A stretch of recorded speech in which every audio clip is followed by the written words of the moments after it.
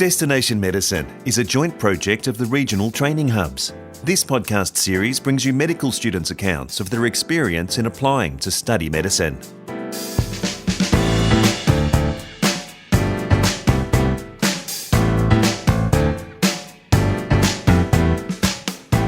Welcome to Destination Medicine. I'm Peter Letts. What does a medical student do when she spots a need to help other women study medicine rurally? Well, Georgia Goodhew decided to tackle the issue by, on top of her studies, co-founding a new rural initiative. It could be seen as a reaction to the gender-based hurdles she encountered herself as she followed her dream to be a rural doctor. Georgia says rural medicine is where her heart really lies. She starts by describing her early challenges to Nicole Goodman. I first decided I wanted to become a doctor, or realised that becoming a doctor was a possibility when I was in high school studying the topic about the human body, and I was absolutely fascinated with all of the weird and wonderful things that the body was doing without us even realising. And from then on, my motivation really kicked in and I studied really hard and started telling everyone that I wanted to become a doctor and attended a lot of science camps, and the dream eventually came true. Growing up in Narrabri as well, it's a very small town where there wasn't a lot of doctors, and there especially wasn't a lot of doctors when I was younger that were female. So becoming a doctor was a bit of an absurd concept for me, and especially becoming a doctor as a female was something that I didn't even think was really possible until I found that I had interest in the topic of the human body. And I started expressing that to my teachers, who started explaining that this is what a doctor does. And I didn't think anything of it. I didn't really know that that was a career pathway that would be available for me. My mum was the one true person that really encouraged me and kind of ignited the idea that I could become a doctor and I could become a rural female doctor. Did you ever consider any other health profession? Was it always a doctor in particular that drew your interest, or would you have considered something else in the field? Because I was so fascinated with the processes of the human body and specifically anatomy, I was considering studying sonography. In fact, I enrolled in that as soon as I left high school. It was a 4-year degree and I studied it for 12 months before I used my grades to transfer into medicine. I started that degree remotely with the peak of COVID, and with nothing else to do, I stayed at home all day, studied really hard, got good grades, and then made the transfer into medicine. Medicine was always the end goal for me, but I was more than happy to take my time in that process and more or less use my sonography degree as a stepping stone. If I wasn't successful in gaining entry to medicine, then I would have been more than happy to continue with my sonography degree, but medicine is definitely the place for me. You mentioned that your mum was an inspiration for you, but did you tell anyone else along your journey that becoming a doctor was something that you wanted to do? And if so, what was their reaction? Yes, so I told a lot of my friends, a lot of my family members and school teachers that I wanted to become a doctor. At the time, I remember feeling a bit silly for bringing up the idea because none of my friends wanted to be a doctor and no one in my school wanted to become a doctor either. So I had a lot of people telling me that it was too hard and I'm going to be slaving away for the rest of my life. A lot of people were trying to deter me, saying that, I have to work really hard and be really smart for that. And my mum probably was the one person that kept me going through all of that by saying, no one's born a doctor and everyone starts with the same level in life and everyone has to work for it equally as hard. So why shouldn't I go for it? Absolutely, she was right. Did you have a particular mentor or someone giving you guidance regarding your career before you were accepted into medicine? I did. When I was in year 12, I was introduced to this lovely doctor. His name is Dr. Lewis McGuigan, and he's a rheumatologist in Sydney. He worked alongside Professor Alan Sturgis at St. George Hospital in Sydney. I met with him during my lunch break at high school one time, actually, and we spoke about wanting to do medicine, what drove me towards medicine, what field I would eventually like to go into, and what experience I had had previously.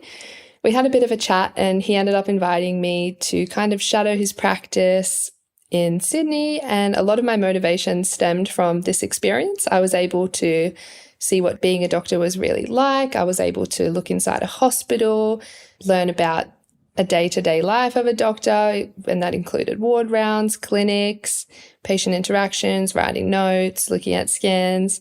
And still to this day, I'm in contact with him, and he has been a really big support the whole journey. One of the pieces of advice that this doctor gave to me and other doctors along my journey is be prepared to fail. And initially I was quite intimidated by that and quite unsure of what it meant. But I think what they were trying to highlight to me is that the journey is the most important part, and it's not easy and it's not for everyone. And there's going to be times that are really hard and challenging. But at the end of the day, it's all worth it. And not everyone can be in this position. Absolutely correct. And that's a really good piece of advice that he was able to give you. Were there certain activities that you did that motivated you more to get into medicine? Yeah. So when I was in year 10 at high school, my science teacher at the time encouraged me to apply for a science camp. It was through Rotary, and it was an astrology camp. Now, I wasn't particularly interested in astrology, but I would say this astrology camp is what kick-started the motivation and the steps that eventually got me towards medicine, I would say. I went to this camp and I was introduced to a lot of other really smart students that were interested in STEM subjects, some interested in medicine as well. And it was just very inspiring to be around people like that, because I wasn't necessarily exposed to a lot of people like that around my hometown or around my school, and certainly no one else that was trying to get into medicine the same way that I was. So at this camp, I was chatting to a lot of students who told me about another science camp at a national level. It was called NYSF. So I applied for that one as well, attended that in Canberra of year 12. And from there, I was invited to apply for the International Youth Science Forum, which I attended in Michigan, where I did a forensic anthropology introductory university course and really confirmed my passion for medicine there. So that was the first time I was introduced to a human skeleton. And while I did find it intimidating at such a young age, I couldn't help but notice how fascinated I was by holding and looking at human bones. What extraordinary opportunities they were. When you decided to apply for medicine, what were your first steps? Did you have a plan? Did you map anything out? So when I first thought about studying medicine, it was kind of like taking a bit of a stab in the dark. There wasn't anyone that I knew above me that I could fall to for advice. I didn't really understand the process. I knew it was difficult, but I didn't understand how difficult. So there was a lot of time spent at home just Googling how to become a doctor, how to get into medicine, how to do it in Australia. What steps do I need to take? And I soon pieced together the things that I needed to do to get into medical school, those being the UCAT, the interview, and the academics. I found it really challenging to find the information, and it was worth it, because looking back now, I'm able to realize that that's where the inspiration for Boots to Scrubs kind of came from, and a really good way of me being able to give something back to people that are in the same shoes that I was when I was trying to apply for medicine.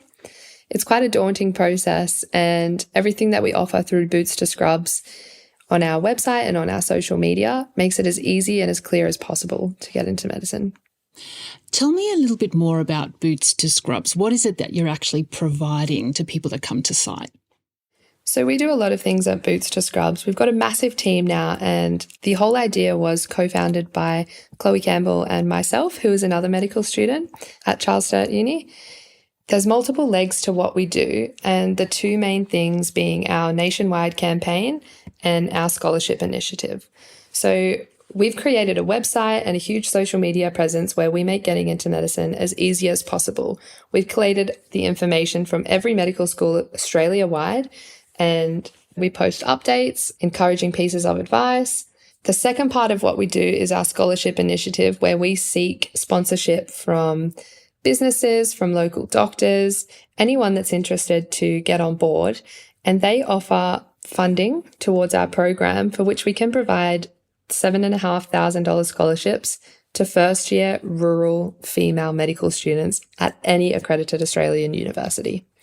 Wow, what a resource. That is phenomenal. Thank you so much. Yeah, so within our team, we've prepared guides about the UCAT, about the interview, about what to start thinking about when you're in high school. We also hold free educational events across Australia, both online and in person, where we give a little bit of a demonstration about what being a medical student is really like. We give them a practice case study that we run through with them, and we provide the opportunity for them to ask those silly little questions in a completely open space to current medical students. Amazing. Absolutely incredible. I love that. When you eventually did get into medicine, what was that like, that moment? I remember the exact day I opened my acceptance email, and I was in my happy place out camping at our local water skiing lake with my family. I remember the morning. I woke up super early, walked over to the specific tree that you get phone reception from, and I only opened half of the email before I realized what was happening and walked straight over to my mum, just told her I got into medicine, and we both started crying, and my family were all around me, and it was just, it was one of the best days. Wow. Brilliant. You mentioned all the hard work and the UCAT, etc. What tips do you have about the application or selection processes? I think the most important thing you can keep in mind is that it's going to be a long process and you might not get in the first go. So the most important thing I tell people is to have a plan A, B, C, and D. So that's another thing we do with Boots to Scrubs is we sit down with people who are interested in entering medicine and we say, what if you don't get in this year? Then what are you going to do? Okay, and what if you don't get in the following year? What are you going to do? So I certainly had my plan A, B, C, D, and E. Medicine was definitely always the end goal, and I was going to keep applying and keep trying as long as it took until I got there. Thankfully, I did start my sonography degree, which I really, really loved. I really enjoyed, and I would love to go back and specialize in that in the future. But my advice is just apply far and wide, be open to different opportunities. You never know where life is going to take you, and be sure about why you are applying and who you are, because at the end of the day, they want to see an individual. You're not just a number, you're an individual, and you've really got to show that through your application and through your interviews. Be prepared to hear no, because you might hear no, and you might hear no over and over again. But if you keep trying, you'll eventually get that yes. Goes back to that piece of advice you were given, be prepared to fail, doesn't it? Yeah, it's exactly right. Did you enter medicine through a specific entry pathway? Yeah, so I was born and raised in Narrabri, New South Wales, a very small town, about 10,000 people. So I entered medicine through the rural entry pathway, which makes it accessible for students like me to go to medical school. And did you sit interviews as part of your application process? Do you remember much about those interviews? Is it a bit of a blur, or did you manage to prepare for them? Yeah, so the medical school interviews are quite daunting because there are multiple mini interview stations where you rotate around. Mine were held online because this was during the peak of COVID when I was applying for med school. Even then, still equally as daunting. I remember them, but they are a bit of a blur because you're so stressed and so worried about what you're going to say. But ultimately, my approach was just to be myself, answer the questions as I would if I was having a conversation with somebody. And I think that's ultimately what led to my successful application. Being born and raised in a rural environment, do you think that you will stay working rurally, or would you like to maybe look at metro options long term? Yeah, so I've been rural my entire life. As I said, I was born and raised in Narrabri. I did 1 year of study online, 2 years of study in Orange in New South Wales, and now I'm finishing up my final 3 years of clinical rotations in Griffith. The goal for me is to eventually end up rural. That's where I feel like my heart really lies, and I really enjoy the sense of community that come with these rural towns. Because I am interested in surgery, I'm thinking I would have to gain some kind of metropolitan experience just to learn the skills, but I'd love to be able to bring those back to a rural community and consult in a place like my hometown, potentially. Yeah, absolutely. You mentioned that you are studying at the Rural Clinical School campus in Griffith. Has your clinical experience been different to your previous metropolitan placements, do you think? And if so, in what way? We've actually done our entire medical degree in rural areas, so I don't have any metropolitan experience. But when I do compare it to those students who do have metropolitan experience, I find that we're a lot more involved in patient care. We're far more hands-on. And the longitudinal placement approach that our university has means that these doctors really get to know us, understand our capabilities, find out our interests, and try and assist us in any way possible. And that can be taking on a patient load through the emergency department or assisting in theatres on a regular basis. And you're really involved from day one, which is what I love. You feel like a valuable team member instead of just the typical medical student standing in the corner. Yeah, a person, not just a number, as you said. Precisely. Yeah. There are a lot of people in medicine that experience imposter syndrome because it is such a difficult profession to become part of. Is that something that you've experienced? And if you have, how have you dealt with that?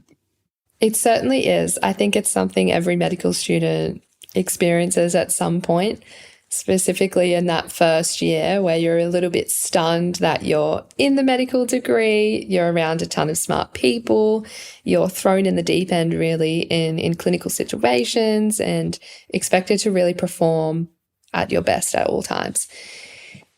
I think it's something that I will continue to feel for the rest of my medical degree. I'm not sure if that will ever go away. It certainly doesn't get in the way of any of my studies, and it's not until you answer a question really greatly or you have a really good patient interaction that you kind of sit back and think, maybe I do deserve to be here. Love that. Such a great answer. There are different study techniques, obviously. Did you find the right one for you, do you think? Yeah, studying is quite a big thing, and you obviously spend a lot of time studying a lot of different topics as well. It took me a long time to figure out what worked best for me, but now that I've figured it out, I really do not get persuaded by my friends about what they're doing. I find that I study a lot differently to a lot of my peers. It takes me a long time to cover topics, but I cover them thoroughly. And then I put it in my own words. I make flashcards from it. I draw pictures of it. And once I've done that, it just sticks. I wish I was like a lot of my friends and just able to read something and memorize it. But unfortunately, the reality is that that does not happen for me. I really enjoy our clinical years as well because you're able to learn about a condition and then go and have an interaction with a patient with that disease or assist in that surgery. And being able to relate the disease to the person is the biggest thing that helps things stick for me. Lastly, Georgia, if you think back to when you started your medical journey, is there something about medicine itself that you think you just could never have prepared for? I think the reality of it all is probably the hardest thing to accept. And what I mean by that is you can read as much as you want about a disease, or you can read as much as you want about the impact of these conditions on people's lives. But it's not until you're actually in the hospital talking with the person who's going through that life experience, you really understand the impact that your care and the hospital environment and the staff and the team approach can have on a person. Georgia Goodhew, a medical student at the Charles Sturt School of Rural Medicine, who is based in Griffith, New South Wales. This is Destination Medicine. Thanks for listening. Regional training hubs are supported by funding from the Australian Government under the Rural Health Multidisciplinary Training Program.